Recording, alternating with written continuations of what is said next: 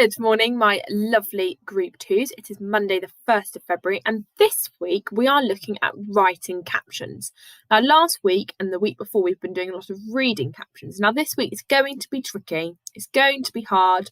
Your fingers will hurt, but we've just got to keep practicing and practicing because writing is something that is challenging, but unfortunately we have to do a lot of, especially when you get older.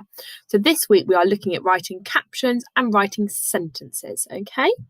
So first thing you really need to remember when you're writing is holding your pencil correctly. Now, I know that Mrs. Katongo has been through this multiple times, but just to recap over, you need to make sure you are holding the pencil at the end. You need to be holding it using your baby sharp grip, and your arm needs to be nice and flat on the table for when you are writing. This gives you a lot more control and means you'll be able to write easier, okay?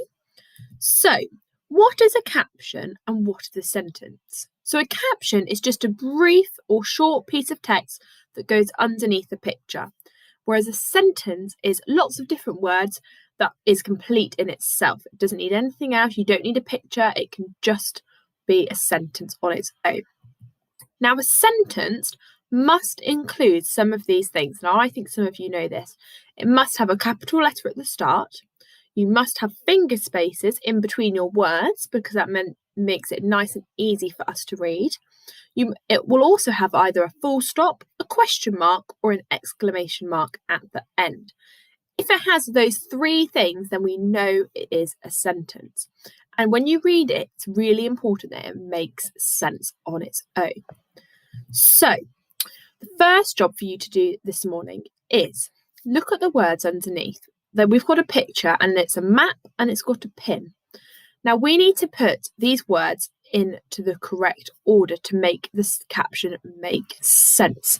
So you might need to stop me so you can have a read of the words and think, which word is going to go first?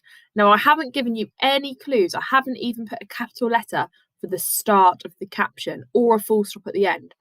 So you need to have a think. What do you think would start the caption? You could have a little chat with your grown-up about which words are going to go where.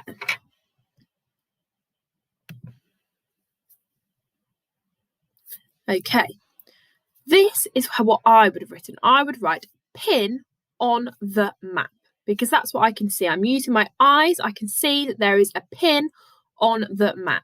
I've made sure I've got a capital letter at the start and a full stop at the end, and I've got my finger spaces in between the words so it's nice and easy to read.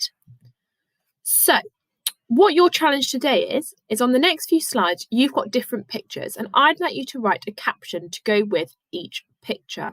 Okay, now these can be really short captions. They could literally have 3 or 4 words in each caption, but you need to make sure you have a capital letter, a full stop, and your finger spaces.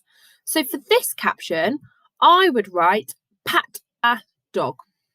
And you can sound out the words to help you spell them. I don't mind if you don't spell them completely correctly, for as long as you've sounded them out and you've tried to write it down. So for this one, I can see that there's a person patting a dog. So I've written pat a dog. Now, when I go through the next few slides, you'll need to stop me at each one so you can try and write your caption for that picture. So this is the next one. So you need to use your eyes to look at the picture and think, what could the caption be underneath this picture?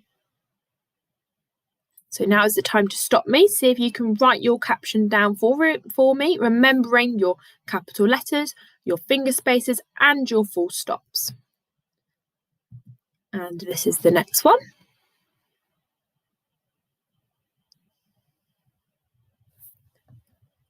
And I think this might be the last one. Super. Amazing work, everybody. I know this is quite tricky, but the more we practice, the better we will get. I will speak to you tomorrow. Have a lovely day. Bye.